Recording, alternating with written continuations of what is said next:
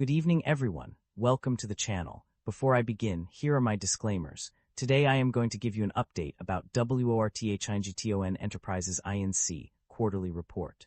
Worthington Enterprises Inc. offers a diverse range of products and services through its two segments, Consumer Products and Building Products. Consumer Products segment. Handheld torches, lighters, precision tools, safety tools, drywall tools and accessories, propane-filled cylinders, helium-filled balloon kits, gas grills, and pizza ovens. Building Products segment. Pressurized containment solutions, refrigerant gas cylinders, liquefied petroleum gas cylinders, well water tanks, expansion tanks, specialty products, fire suppression tanks, chemical tanks, foam and adhesive tanks, sealing suspension systems. Worthington Enterprises, Inc.'s stock price has increased significantly over the past year, rising by 46.12%. Several key factors have contributed to this surge.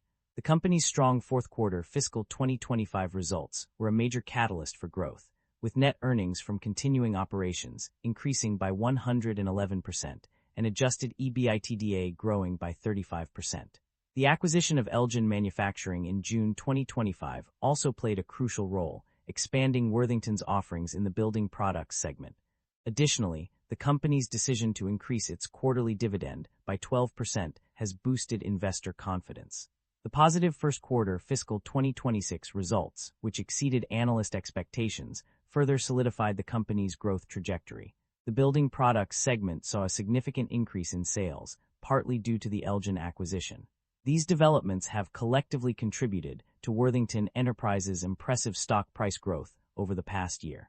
The primary drivers of revenue growth or decline can be identified from the financial summary. Revenue growth was primarily driven by higher overall volumes in building products, contributions from Elgin, and an increase in equity income from WAVE. Specifically, a 31.7% increase in building products volume and a $4.5 million increase in equity income from WAVE contributed to revenue growth. On the other hand, revenue decline was primarily driven by lower overall volumes in consumer products and Clark Dietrich.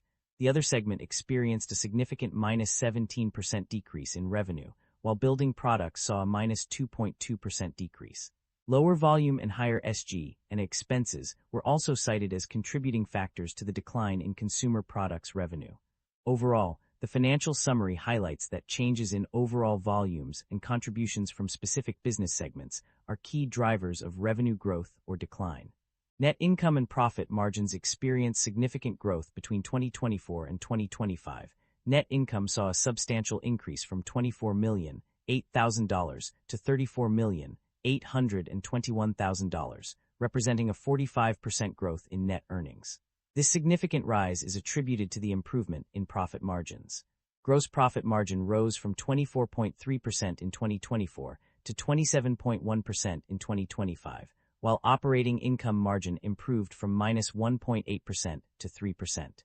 The increase in net sales and operating income of WAVE segment contributed to this improvement in profit margins, as suggested on page 15. The growth in net income and profit margins is a positive trend for the company, indicating increased efficiency and revenue generation capabilities. The company's financial performance indicates a consistent generation of positive operating cash flow. The net cash provided by operating activities has remained steady at $41,061,000 in 2025 and $41,146,000 in 2024, demonstrating the company's ability to generate sufficient cash from its core operations. This trend suggests that the company is financially stable and capable of meeting its obligations.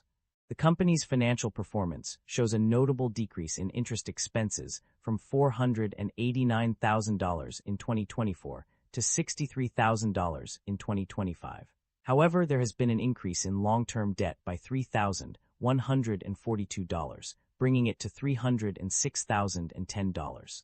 Despite this slight rise in debt level, the significant reduction in interest expenses suggests a positive shift in the company's financial health.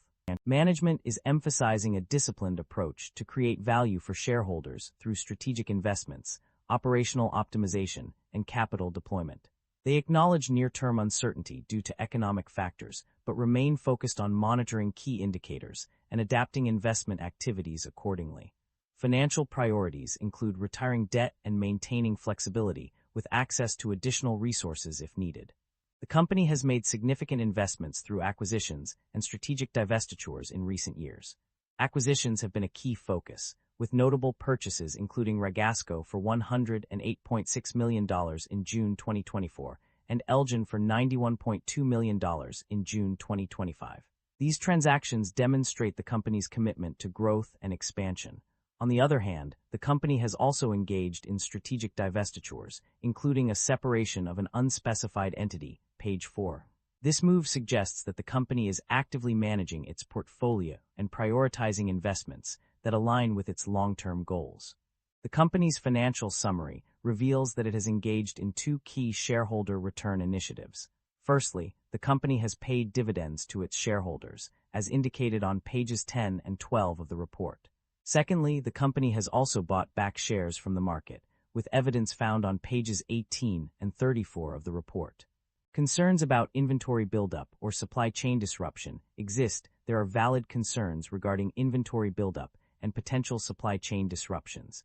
The financial summary highlights these issues on multiple occasions. On page 9, it is noted that there is a risk of inventory buildup, although no further details are provided. Furthermore, on page 30, the persistence of tariff-related cost pressure on aluminum into the second quarter of fiscal 2026 suggests potential supply chain disruption. Additionally, an increase in operating working capital requirements, as seen on page 34, may indicate concerns about inventory levels.